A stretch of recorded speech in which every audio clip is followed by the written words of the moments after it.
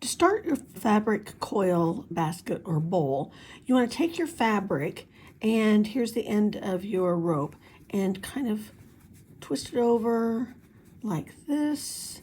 And then we're going to want to wrap it. You want to hold on to that and then just begin wrapping your fabric. And then what we'll do is we'll take this to the sewing machine and begin zigzag stitching it. Okay, so I put the end of it under my presser foot. I've got my zigzag stitch, and you can see here I've got it super wide and super long, and that makes it easier just to catch all the ends. We'll just capture this end here to start with. Sometimes you have to jiggle around the presser foot to get it to feed, but all we're trying to do is just secure that end. Okay, I think we've got it. So we can pull this out. You can see we've basically got it secured. It doesn't have to be pretty, it's just the very beginning.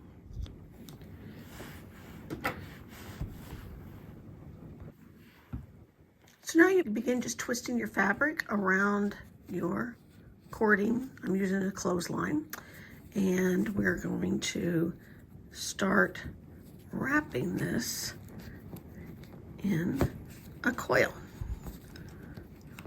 And this first part is always the hardest. So there we go. We've got this kind of wrapped up as a coil. We're going to stick this under the presser foot again. And this isn't going to be easy sewing. Your feed dogs usually don't work. Don't stitch through your own finger. There we go. Okay, and then once we get onto this outer edge here, great. I'm going to put needle down, lift up your presser foot, and now we're just going to start wrapping the fabric and sewing it around. And what we're trying to do is pick up one of where we're just wrapped and one on the inside, because what we're trying to do is connect it and make a coil. And I just do a couple of twists.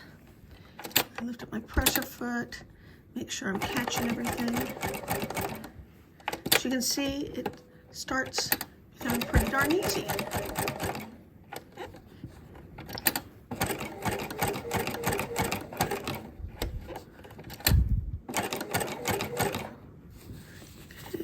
Wrap a few more, and just kind of guide it through your presser foot. And I try to do the little thing that's like the center of your stitch. Put that between the two wrapped ropes, and then you know that you're catching both sides. Because that's the hard part, is when you don't catch both sides, you have to go back and try to stitch them again.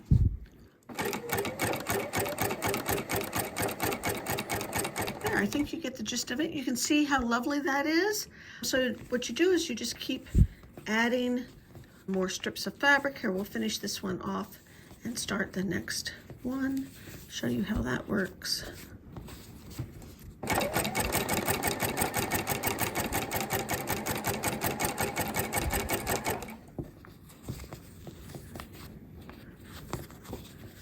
And I don't worry about cutting off the selvage or anything.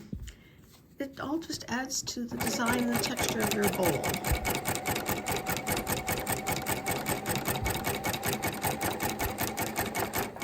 Or basket. Okay, so we got there. Let's put another color on. I'll pull this yellow one. So all you do is wrap around the end of where you started. Let's see, I had it wrapped that direction. Oh, key hint, always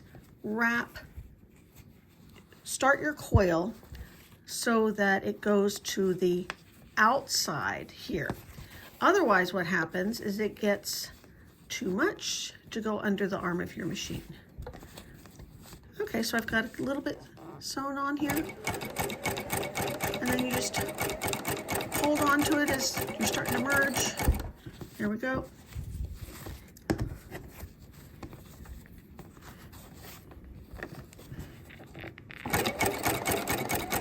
Okay, we've got the yellow good and secure. So now I can wrap more.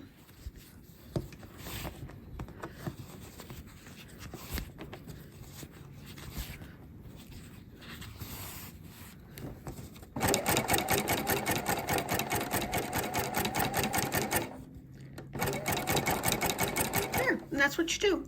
And you continue until it's as big as what you want the base to be. So I've worked around in my circle and I've now got, just about 10 inches base, which I think is a really nice size base for an Easter basket. Now what we're going to do is we're going to start forming the sides. And you can see this is really nice and flat. I think you can see that here because I've got my quilter's table here.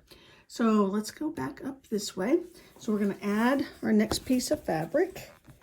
It's got a little loose here because I was busy getting the camera going. So, okay, we'll twist this puppy on.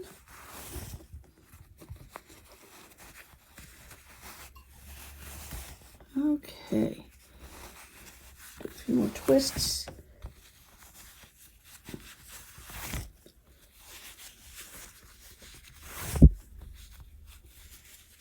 Okay, great. Now we're going to hold up, move the camera back just a little bit. We're going to start by holding this up. And that's why it's really important that this, you work around, I guess, in a clockwise method so that when you get to this point, you can start holding it up. And so on.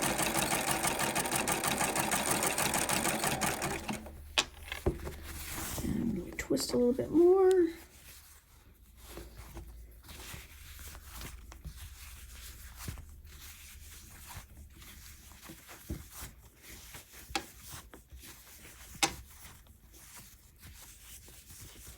Okay, hold it back up again. You can see you don't need to be really perfect with your twists because when you zigzag it down, it kind of flattens everything out.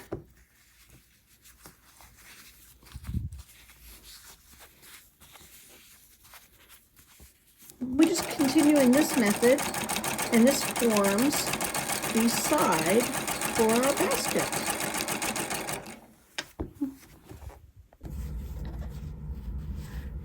Okay, we're coming near the end of our rope. We cut off enough rope to be able to make the handles. So we're coming up on the end. We keep stitching around like we did before. You can see we've got the end here. What I like to do is twist it. Let's cut it probably about 2 inches or so. I know I should have better scissors here. I have them. They're over on the table though. Just twist it around and then fold it over like this. Just cover up that end. And we're going to stitch around it again, so it doesn't have to be perfect. There we go. And don't soil your fingers. There we go. And then do one more zigzag stitch around the top to finish it off.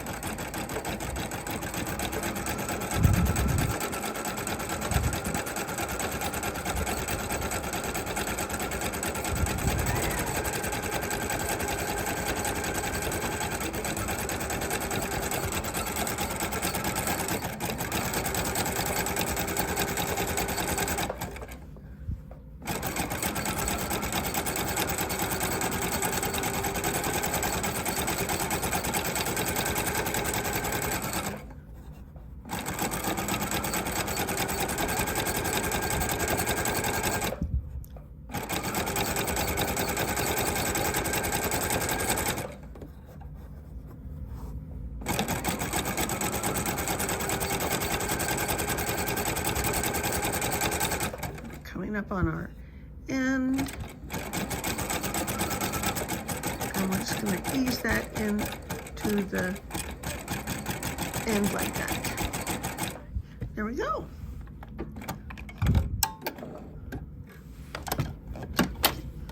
Okay, and here is the finished basket, ready for handles. So next we'll start making the handles.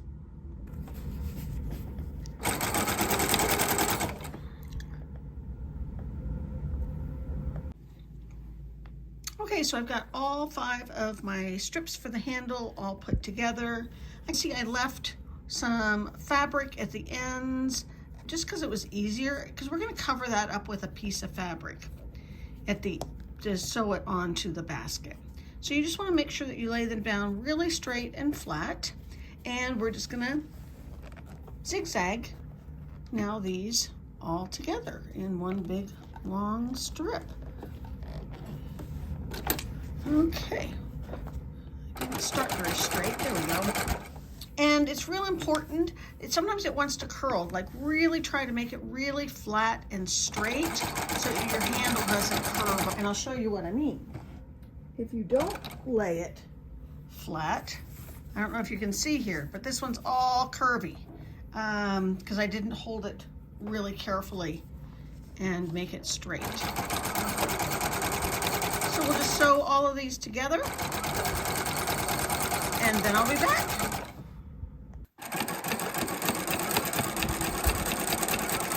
When you get to the end, go ahead and just turn and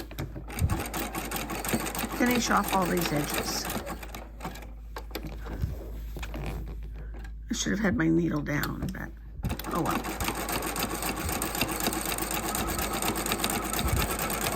We'll use our clips again to hold it in place.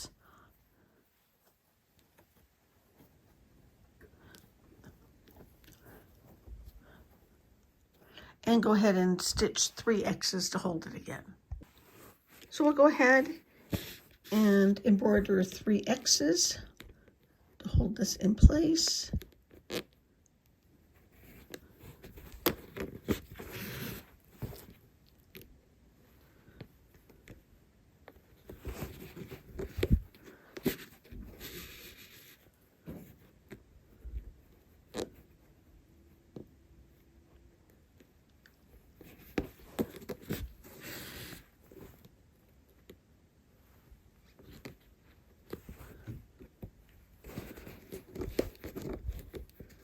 It's quite thick.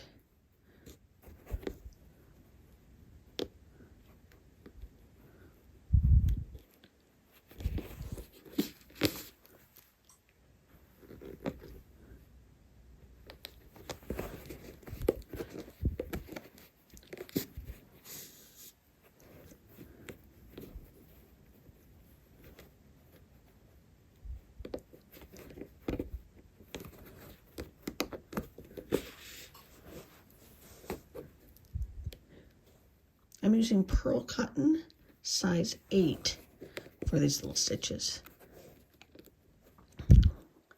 I think they look super cute on the side of the basket.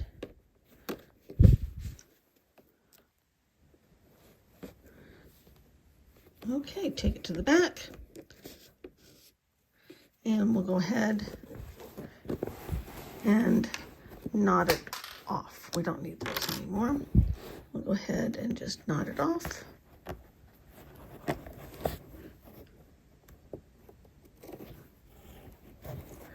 And cut it.